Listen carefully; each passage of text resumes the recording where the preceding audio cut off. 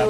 Okay, anyway, ito, Fem. Yes, nako, ito pa, isa pa pong issue, nako, hardcore. Aramina, nagsalita na naman sa issue na tuwing aalis na lang daw si Manny or may bagong laban, nadadawit na naman siya sa mga issue or sa kanilang mag-asawa ni Jinky at ni Manny. At may nag-text sa atin, dahil ngayon bumalik na si Manny sa Amerika, umalis ng bansa kamakailan itong si Aramina. Ano nga daw ang totoong storya dito? Na ito po panoorin natin.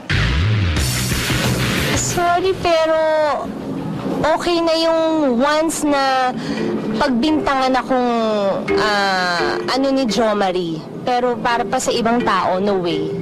Maiintindihan ako ni Manny for sure kung bakit ako ganito. Kasi alam naman niya na hindi totoo yung mga issue eh. Sorry, iba kikitain. Kaya, Taray naman di kapatid na Ara. Sino kayo kikitain na Ara? Sino kaya? Tawagan natin. Balikan natin yan mamaya. Alam ko bago siya makipagkita, ito muna. Si John Avila? John Avila. John Avila? Yun ang kikitain niya. Baka alamin ko muna yan. Ito muna. Si John, sino nagsabi sa'yo? I-text natin, madami nag-react. Si John Avila? John Avila daw. John Avila. Kailangan natin yan. Manny Pacquiao, John Avila. Anyway, Philippine School of Interior Design presents Tita Chrissy, pag-usapan naman natin ang Star Magic Catalog launching. Inilunsad na. Ilinunsad na last Sunday and talagang lahat ng mga sikat na mga artista na taga Star Magic nandun. Okay, mga kaibigan, panoorin po natin ito.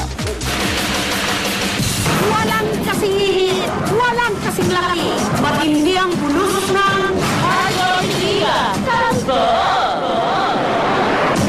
Hardcore Star Power, ang pinakamalalaking pangalan ng Star Magic. Muling nagsama-sama para sa pinakaabangang Star Magic 2009 catalog.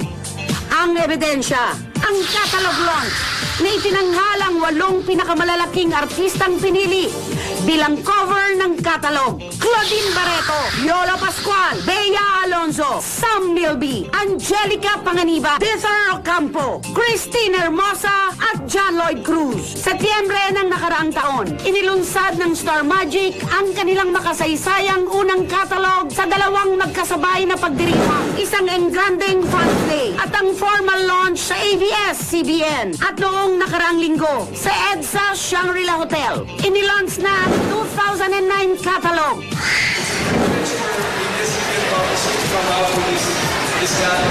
Presenting the Star Magic 2009 catalog.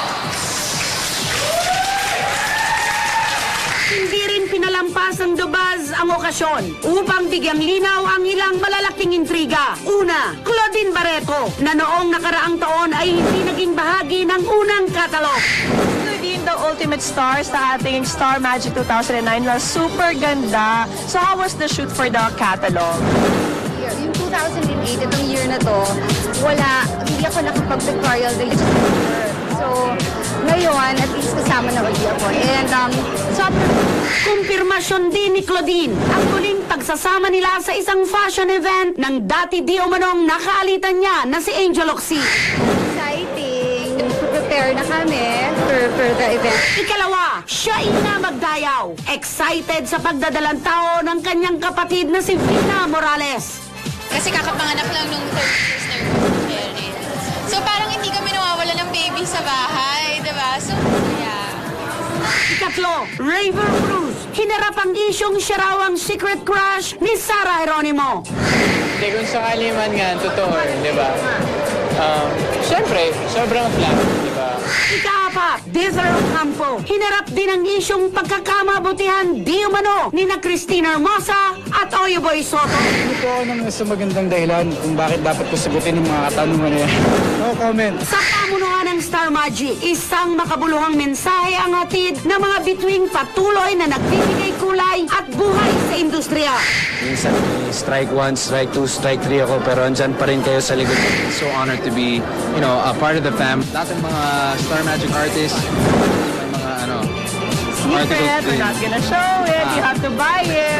At ang isa pang eksplosibong revelasyon, kasabay ng pagdiriwang ng 2009 catalog sa EDSA Shangri-La. Sabay rin itong inilunsad sa SM Mega Mall kung saan nakasama ng mga fans ang mga sikat na pangalan ng Star Magic na pinangungunahan ni Piola Pascual, Roxanne Ginoo, Jake Cuenca, Megan Yang, Rafael Rosel, Zanjo Marudo, Dizar Ocampo at ng iba pang naglalakihang mga artista.